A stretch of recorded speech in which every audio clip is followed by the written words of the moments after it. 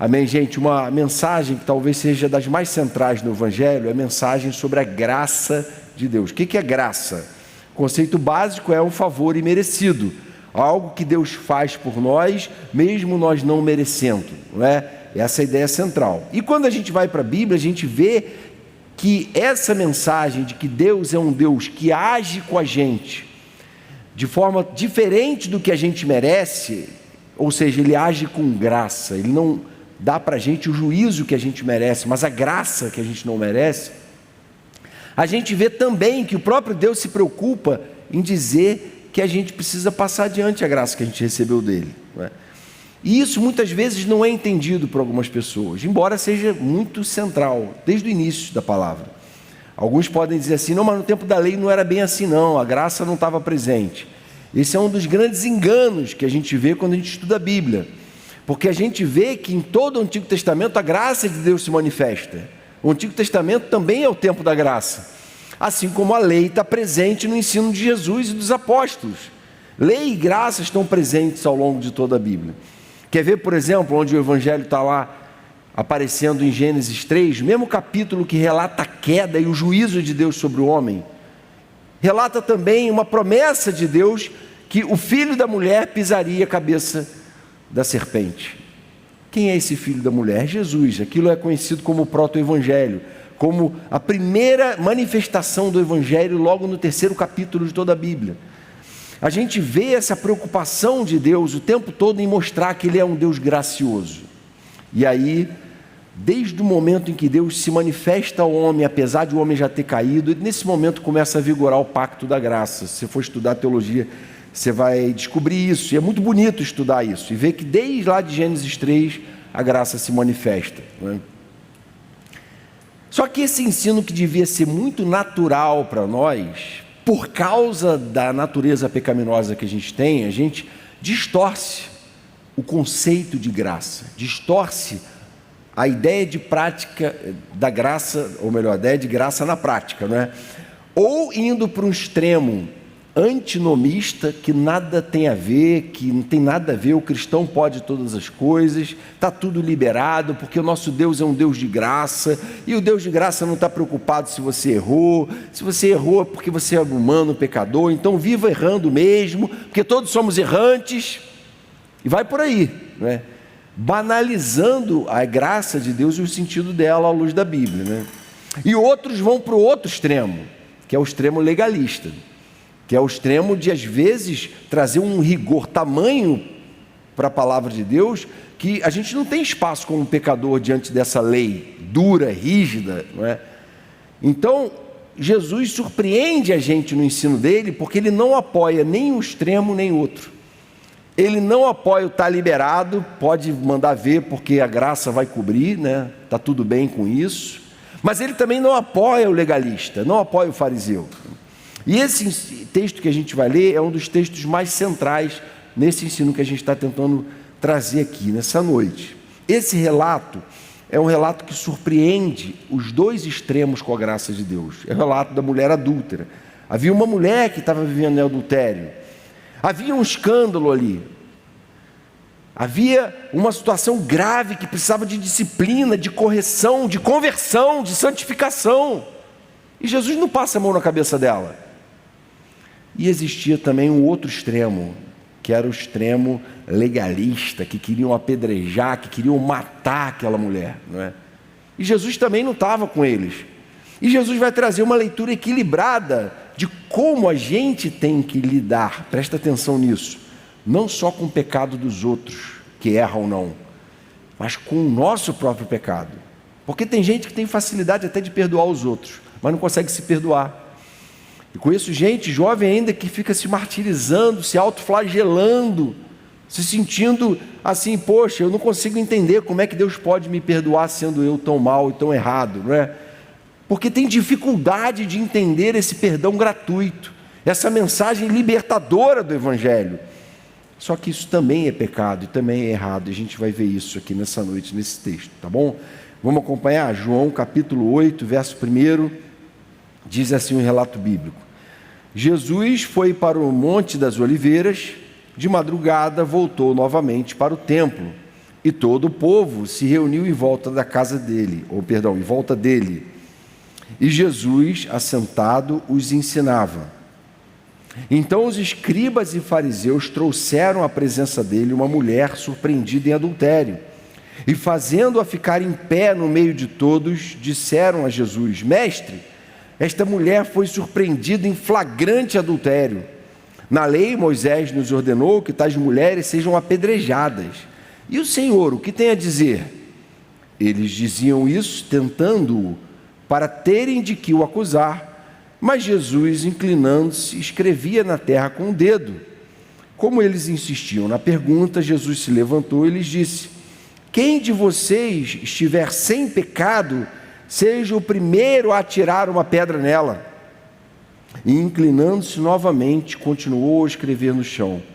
Mas eles, ouvindo essa resposta, foram saindo um por um, a começar pelos mais velhos até os últimos, ficando só Jesus e a mulher em pé diante dele. Levantando-se, Jesus perguntou a ela: Mulher, onde estão eles? Ninguém condenou você? Ela respondeu: Ninguém, Senhor. Então Jesus disse: Também eu não a condeno. Vá e não peque mais. Esse texto, então, gente, traz para a gente um conteúdo muito consistente sobre como a gente deve entender a realidade da prática do pecado na nossa vida. E está tratando de um pecado escandaloso, que é o adultério. Já viu que a gente, muitas vezes, você já deve ter ouvido falar, né, que alguns pecados são escandalosos e a gente não deve se preocupar tanto com os escandalosos quanto os sutis? Eu já ouvi esse tipo de coisa. Por quê? Porque, na verdade, os escandalosos trazem um dano moral muito grande, não é? Então a pessoa pensa 100 vezes antes de cair no pecado escandaloso, porque aquilo vai trazer um grande prejuízo para ela. E quando você se converte, normalmente você recebe uma lista dos pecados que você tem que abandonar imediatamente. Fornicação, drogas, coisas graves assim, escandalosas, não é? Falcatruas, mentiras, coisas que todo mundo está percebendo, né? Mas essas coisas, elas muitas vezes acabam ofuscando coisas que são mais sutis. A gente às vezes não se preocupa tanto com pecados sutis. Esses são muito perigosos. Porque alguém pode estar há décadas na igreja, pode ser alguém irrepreensível moralmente, pode ser alguém que nunca caiu em nenhum pecado escandaloso e está acalentando no coração pecados sutis que não causam escândalo e que os homens muitas vezes não discernem, não veem, mas Deus está vendo. E esse texto vai mostrar para a gente isso, não é? Aqueles homens na busca por zelo espiritual, na busca para tentar ser justos, acabam se tornando, aos olhos deles, mais justos do que Jesus. Porque eles começam a questionar, diz o texto, que eles estavam tentando encurralar Jesus, e se tornam cínicos naquela abordagem, chamando Jesus de mestre, mas no fundo, tentando colocar uma armadilha diante dele. E eles não conseguiam enxergar os seus próprios pecados, tamanho era o zelo religioso deles, não é? A ponto de eles não perceberem que eles estavam tratando aquela mulher com uma severidade maior do que deveriam, pelo seguinte: a lei que fala contra adultério está lá em Levítico capítulo 20, verso 10. Olha o que diz o versículo: se um homem adulterar com a mulher do seu próximo, será morto o adúltero e a adúltera. Onde é que está o adúltero dessa história?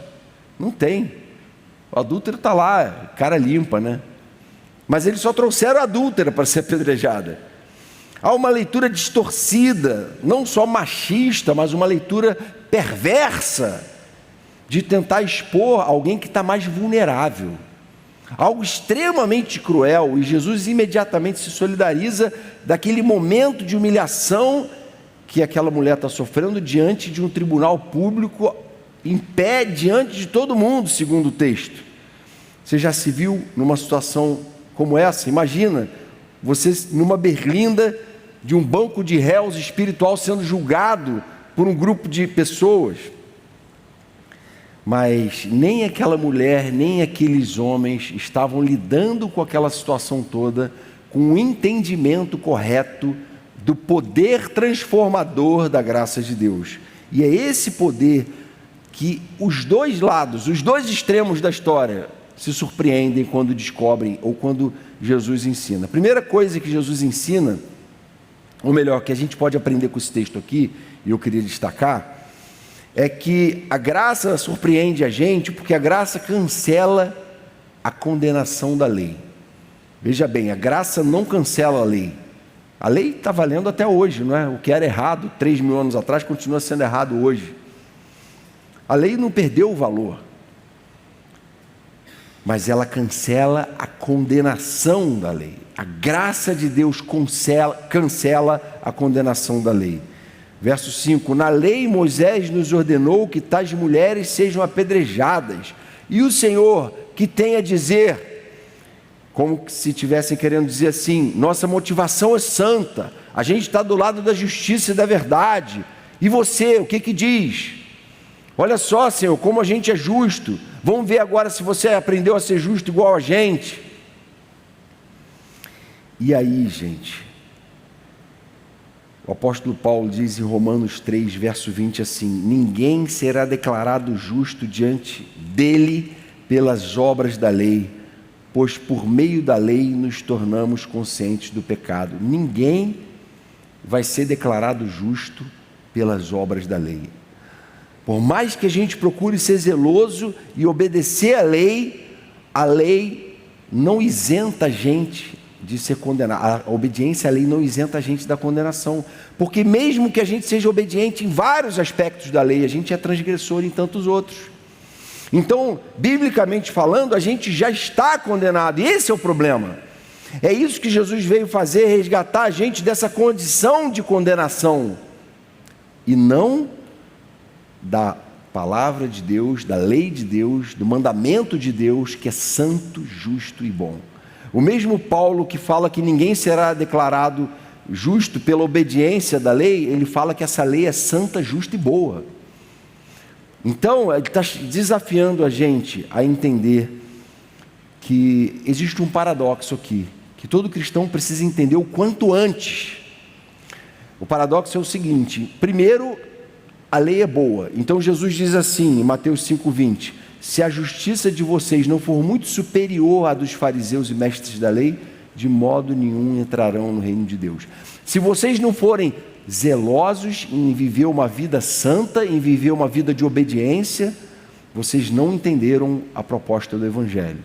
Existe uma cobrança explícita no Evangelho à obediência, desde a mensagem de Jesus, passando pelos apóstolos. Não existe verdadeira experiência de conversão que não seja expressa por sinais claros de uma vida transformada. O salvo é alguém que passou da desobediência deliberada ao desejo por obedecer a Deus. Então, isso é requerido de todo cristão. Isso está presente em todo o Novo Testamento, é só ler com honestidade, não é? Mas em casos de transgressão, aí está o paradoxo. Colossenses 2,13: Deus nos perdoou todas as transgressões e cancelou a escrita de dívida que era contra nós e que consistia em ordenanças e nos era contrária, e Ele removeu-a completamente, cravando-a na cruz. Ou seja, mesmo o Evangelho que diz que a gente tem que ser santo, que a lei é boa, é justa, diz que você não vai ser absolvido pela lei, porque você é um transgressor dela. Você precisa entender que os seus pecados foram cravados na cruz do Calvário, porque é pelas obras de Jesus que você é absolvido. João fala assim: meus filhinhos, escrevo essas coisas para que vocês não pequem. É natural que o cristão não peque mais, que busque não pecar mais, busque santificação. Se porém alguém pecar, temos um intercessor junto ao Pai, Jesus Cristo justo. Então, a primeira lição aqui é que existe esse paradoxo de a gente ser chamado à santidade, mas não ser salvo por essa santidade, e ao mesmo tempo o fato de que a gente é absolvido completamente pela obra de Jesus, é chamado a viver em liberdade. Irmãos, Gálatas 5,13, vocês foram chamados para a liberdade, mas não usem a liberdade para dar ocasião à vontade da carne, não é? Cuidado que existe uma liberdade que a graça de Deus propõe, mas ela não pode trazer para nós uma prática da impureza, do pecado. Não, a minha liberdade precisa estar condicionada à minha santificação, né?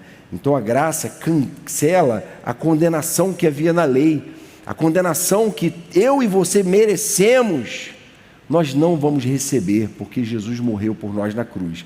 Então essa é uma primeira coisa que é importante entender aqui, porque tem um livro do Tim Keller chamado Pregação, não sei quem já teve a oportunidade de ler, mas ele fala exatamente sobre o risco que nós pregadores temos de pregar mensagens que encorajem as obras por si só. Nós não podemos pregar mensagens que tenham como fim ensinar a prática de obediência e boas obras como se elas fossem um fim em si mesmas. Não, a gente deve buscar obediência como fruto de vidas que foram alcançadas pela graça e como gente que quer honrar Jesus nas suas vidas e quer glorificar a Deus nas suas vidas. Então, a graça de Deus não cancela a lei, mas sim a condenação sobre aqueles que se rendem a Cristo. E esse é um primeiro fundamento importante que Jesus demonstra aqui. O segundo deles, a graça surpreende aquelas pessoas ali, porque ela destrói qualquer senso de superioridade. Esses dias uma pessoa muito querida falou assim: Jonas, vocês têm que pregar de uma forma mais positiva sobre o ser humano. Não é aqui da igreja, por isso que eu fico à vontade de falar. Ser humano, vocês muitas vezes depreciam muito o ser humano do púlpito. E eu vejo isso em tantas igrejas, não é? Vocês têm que exaltar mais o ser humano. E eu falei, olha, lamentavelmente, eu entendo totalmente diferente. Eu acho que o ser humano já se sente muito exaltado, já se sente muito para além do que ele é. O ego trabalha em torno, né, das suas próprias vontades. Todos nós temos um Senhor dentro de nós mesmos, não é? E a gente precisa levar esse senhorio de nós mesmos para a cruz e dizer, não, agora não sou mais meu Senhor, eu tenho agora um outro Senhor, e não é do meu jeito, não é a minha visão, a minha filosofia de vida, a minha forma de conceber o Evangelho, não, é a forma dele. Então, há um senso de superioridade que é presente no coração de todo ser humano potencialmente, a ideia de que as minhas ideias são superiores, são mais elevadas, eu consigo perceber coisas que as pessoas não conseguem, esses pastores de mente pequena, né? Eu tenho assim, uma pessoa de mente mais aberta, mais evoluída. Isso está muito sutil no coração de alguns, e nem percebem tantas vezes, não é? E aqueles homens estavam tomados desse senso de superioridade, eles olhavam para Jesus, cara, incontestavelmente esse cara é um mestre, ele faz milagres, mas eles estavam tentando ter alguma coisa para acusar ele, quem sabe, porque se a gente consegue diminuir ele, a gente cresce. E as pessoas que têm senso de superioridade, elas agem assim. Jesus nunca fez isso, ele nunca tentou diminuir alguém para se exaltar, e ele era Deus. Só que o ser humano muitas vezes faz isso, né? E eles insistiam na pergunta, tentando encurralar Jesus, e Jesus responde: quem de vocês estiver sem pecado, seja o primeiro a tirar a pedra. Vocês estão pensando que vocês são mais elevados, que vocês são mais proeminentes, que vocês são mais queridos aos olhos do Pai? Não são, não. Vocês são iguaizinhos a essa mulher que está aqui. Pensa em alguém errado, em alguém ruim, alguém que vacilou feio.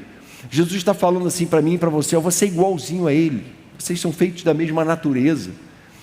E quanto antes a gente entender isso, mais a gente vai ser capaz de passar adiante a graça que a gente recebeu de Deus. Alguns entendem que Jesus estava ali agachado escrevendo os pecados deles na areia, não é? E outros entendem que Jesus estava apenas ignorando. Isso aí são posições acadêmicas da leitura desse texto aqui. Mas seja lá como foi, o importante é que Deus agiu no coração daqueles homens convencendo eles, através dessa palavra dura de Jesus, não é? Quem não tiver pecado, atire a primeira pedra. E eles começaram a sair do mais velho até o mais novo, começaram a se retirar. Aquilo é obra do Espírito nos corações, não é? Diante de uma palavra dessa, quem tem condição de julgar alguém, de condenar alguém? Então, seja mais cauteloso ao tecer qualquer juízo sobre uma pessoa. A graça destrói qualquer senso de superioridade, não é? Uma das parábolas que eu mais gosto é aquela do servo iníquo, né? Ou do credor incompassivo, como dizia a versão antiga, né? O homem tinha uma dívida de 10.000 talentos e o rei perdoa aquela dívida. Só que 10.000 talentos era o equivalente a 60 milhões de dias trabalhados. 60 milhões de dias trabalhados. Só que chega um conservo dele que devia a ele 100 denários, 100 dias trabalhados. Ele acabara de ser perdoado de 60 milhões de dias trabalhados, né? Para a gente ter uma noção de proporção. Só que ele não é capaz de logo em seguida perdoar alguém que devia 100. O rei me perdoar 60 milhões, tudo bem, mas eu perdoar 100 de jeito nenhum. E o rei fica tão irado que obriga ele a pagar toda aquela dívida. Para dizer assim, como é que você tem coragem de olhar para o outro que está do seu lado, que está te devendo, que errou com você, que vacilou com você, e se colocar acima dele, como se você fosse um tiquinho que fosse melhor do que ele? Você não é nada melhor do que ele. Você é um pecador miserável igual a ele. Porque você não sabe toda a dívida que ele tem comigo, não é?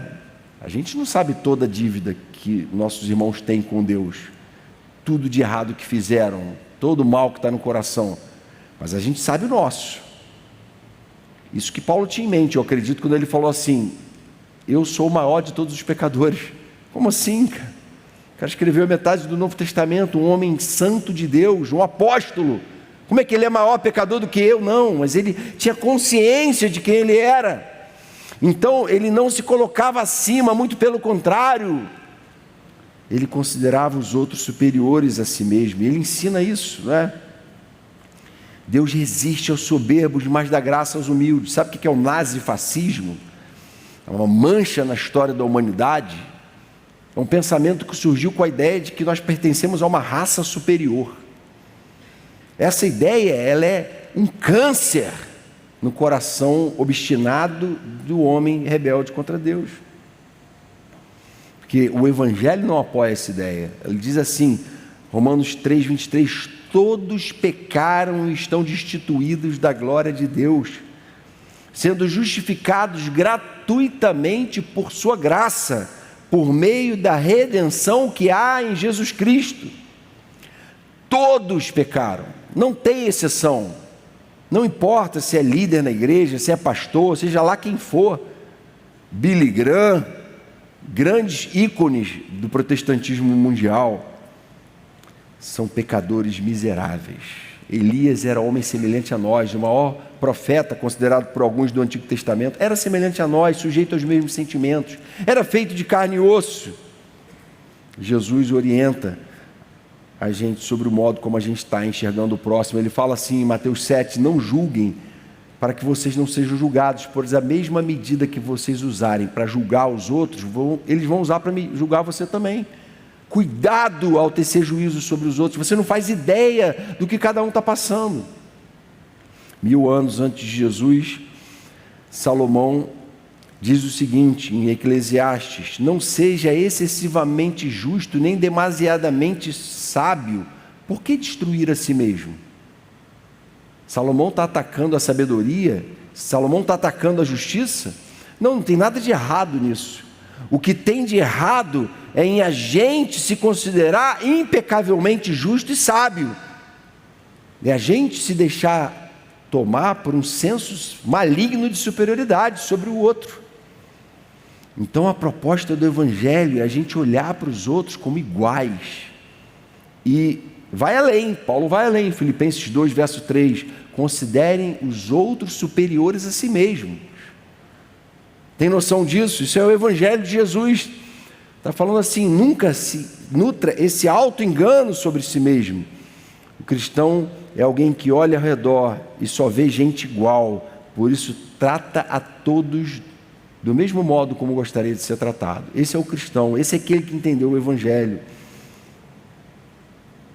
não aquele que age com senso de superioridade. E uma terceira lição que eu queria que vocês guardassem aqui nesse texto é que a graça, ela surpreende, porque ela abre caminho para um novo começo. E isso, por mais que seja um pouco redundante para nós hoje, igreja, a gente que tem conhecimento do Evangelho, para muita gente até hoje isso não é uma coisa aceita. Muita gente é aquele rigor, né? Olho por olho, dente por dente. Não fez, a partir de agora está queimado, né? As pessoas se condenam, e isso não é dentro da igreja só não, isso acontece, porque tem pecadores sem discernimento dentro da igreja também, mas o mundo muitas vezes não perdoa não, eles fazem um X, né? E acabou, aquela pessoa está queimada, ela nunca mais vai ter vez, né? A gente vê isso acontecendo direto na nossa sociedade.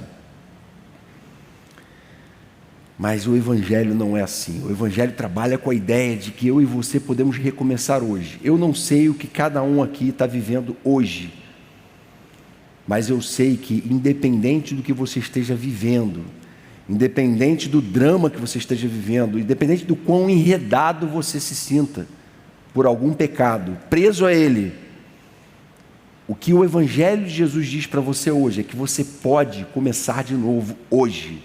Amém? Essa é uma convicção que todo cristão tem que carregar. E se Jesus parasse por aqui, gente, a leitura do texto, ou melhor, o ensino dele, se não tivesse essa parte final aí do verso 11, alguns poderiam pensar, Jesus está sendo complacente, né, com a mulher. Ele, deu uma dura nos caras e os caras foram embora. Jesus acobertou o pecado da mulher, porque Jesus é assim. Se está pecando, venha pecando e continue pecando, né? Mas não é isso que Jesus faz. Ele pergunta, não é? Cadê aqueles que te condenavam? E ela fala assim, Senhor, também, Senhor, não sei, eles foram embora, né? E aí ele falou assim, também eu não a condeno, vá e não peque mais. Ele não fala assim, também eu não te condeno. Ninguém tem que te condenar, você não merece condenação, ninguém merece condenação. Esse é um falso evangelho, é o evangelho fajuto, da graça barata. Ele fala assim, eu também não te condeno, não é porque você não merece, é porque eu sou gracioso, é porque eu estou no mundo para ser um agente da graça de Deus. Então não importa quão grave foi o teu pecado, eu não vim condenar o mundo, né? Há uma frase que eu li na internet recentemente, que diz assim, se Deus quisesse condenar o mundo, Ele teria enviado um condenador, mas Ele queria salvar o mundo, por isso enviou um Salvador, não é? Se Deus quisesse condenar o mundo, Ele teria enviado Jesus como alguém que veio para ter uma mensagem de destruição e de juízo, mas ele veio trazer uma mensagem de esperança, porque juízo o homem já sabia que seria alvo dele, não é? E ele conclui dizendo assim, vá e não peque mais. Essa simples e curta frase, vá e não peque mais, é Jesus dizendo assim, olha, você estava errada, você não pode continuar fazendo isso, o que você fez é abominável, o que você fez, a lei não aceita, eu não aceito, não é o Evangelho. O que você fez entristece a Deus. Vá e não continue fazendo isso. A mensagem do Evangelho é, deixe que o Espírito Santo transforme a sua vida. Deixe para trás essa vida que você estava vivendo e permita-se transformar para viver uma nova vida. É isso que Jesus estava falando. Não peque mais. Então, a mensagem da graça não é vá, já que você não consegue vencer, vai e deixa rolar. Não, é já que você foi perdoado, pare de pecar. Ele reforça isso no verso seguinte, que é o verso 12, que a gente não leu. Ele diz assim, eu sou a luz do mundo, Quem me segue não andará em trevas, pelo contrário, terá a luz da vida. Como é que alguém que vive em pecado tem luz da vida? Como é que alguém que anda na luz vive em pecado? É impossível. Pecado é trevas. Então, em Jesus, o repúdio pela hipocrisia vinha acompanhado do zelo quanto à santidade. E muita gente quer escolher um dos dois lados, ou zelo pela santidade, ou uma vida liberal demais, né? Jesus não apoia nem o legalista, nem o antinomista, né?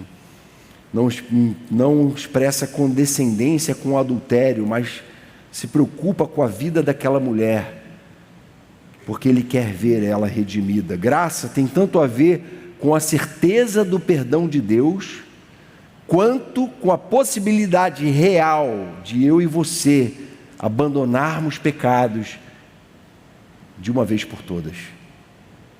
Isso é possível. Qualquer mensagem de que você é assim mesmo, não, isso é uma fraqueza sua mesmo, você vai viver o resto da sua vida escravo disso. Para algumas pessoas não tem jeito não, e você é uma delas. Essa não é a mensagem do Evangelho, né? A mensagem do Evangelho traz para a gente esperança de que eu posso me ver livre sim desse pecado, e ao mesmo tempo que eu sou um agente para transmitir essa mensagem adiante, para encorajar os meus irmãos, aqueles que eu estou discipulando, aqueles que eu estou na célula junto, aqueles que eu estou caminhando junto. Se alguém está em Cristo, é uma nova criação, as coisas antigas passaram, agora tudo se fez novo. Essa é uma mensagem que tem que ser repetida, a gente tem que repetir ela para si mesmo e para aqueles que estão à nossa volta todos os dias, a mensagem de esperança do Evangelho. Algumas aplicações. Primeira aplicação: seja gracioso com aqueles que erraram com você. E isso, gente, muitas vezes não é fácil. Perdoar pessoas que erraram com a gente. Tem gente que errou muito feio com a gente, não é? Tem gente que errou em coisas que, humanamente falando, é impossível alguém perdoar. É sobre-humano perdoar. Mas aí Jesus está falando assim: olha, você tinha uma dívida de 60 milhões, você não ia nunca conseguir pagar essa dívida, e eu perdoei. Você é esse cara que perdoou uma dívida, que recebeu o perdão de uma dívida impagável. Então eu não dou autoridade a vocês de não perdoar. Isso não é uma opção para vocês, porque vocês foram perdoados de uma dívida impagável, de abominações, de coisas horríveis, que vocês não mereciam ser perdoados. Então, se eu fui gracioso e perdoei o imperdoável, quem são vocês para não perdoarem? Esse é o ensino do Evangelho. A gente é transgressor do mesmo jeito, a gente é feito da mesma natureza, a gente é conservo. E esse entendimento, gente, de que a gente não está aqui para ser um agente de culpa, de levar adiante culpa, mas levar adiante graça e perdão, se a gente não aprender ele, a gente acaba adoecendo como igreja. Para a gente viver numa comunidade saudável. Imagina que um jovem aqui do Gol hoje vacile feio, caia no mundão, atole o pé no pecado, e um mês depois volte arrebentado. Algumas pessoas dizem: pô, já nem quero mais ir nessa igreja, vou procurar outra, que eu estou com vergonha. Não devia ser assim. Todos somos passíveis da queda, e a igreja é o melhor lugar para o filho pródigo voltar, a casa do pai. A pessoa tem que pensar assim: cara, eu vou para a minha igreja, porque lá eu vou ser alvo da graça, da misericórdia, da compreensão dos meus irmãos, que vão querer me abraçar, que vão me querer puxar de volta para o caminho. Então, se você já viu alguma coisa diferente do que isso acontecer, de alguém fofocar, detonar, fazer maledicência, gente, isso é diabólico, e isso não pode ter lugar no nosso meio. Nossos movimentos tem que ser trazer de volta, abraçar, acolher, porque é isso que o nosso Pai faz, e Ele é santo, Ele tem condições morais de condenar, mas Ele não condena.